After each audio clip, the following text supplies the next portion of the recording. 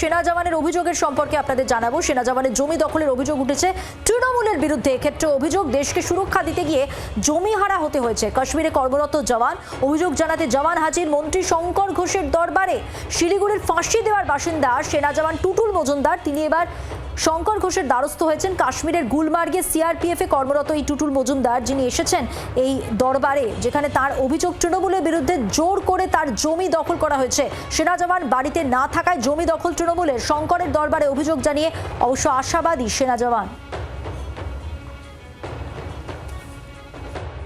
আমি এই মুহূর্তে কাশ্মীরের গুলমার্গে পোস্টিং রয়েছি। আমার বাড়ি ফাঁসিদা ব্লকের জালাস নিজামতারা অঞ্চলের তাওয়াজত গ্রামে। আপনি তো একটা আর্মি জওয়ান, তারপরেও আপনার জমি কি করে দখল করে নিল? এটাই আমার দুঃখ। নিজেকে ভারত মাতার রক্ষা করতে গিয়ে আজকে আমার নিজের জমি আমার সর্বশেষ হয়ে গেছে। কারা, তাদের পরিচয় কি?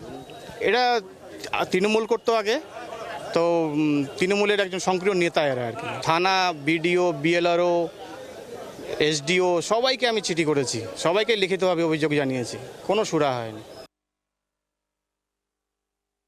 ফাঁসিদা ব্লকের লিচুপাকড়িতে তুতুন মজুমদার পেশায় সিআরপিএফ জওয়ান। এই মুহূর্তে তিনি কাশ্মীরের গুলমার্গে পোস্টিং। শঙ্করকে বলো সেখানে উপস্থিত হয়েছেন ফাঁসি দেওয়ার এই তুতুনবাবু।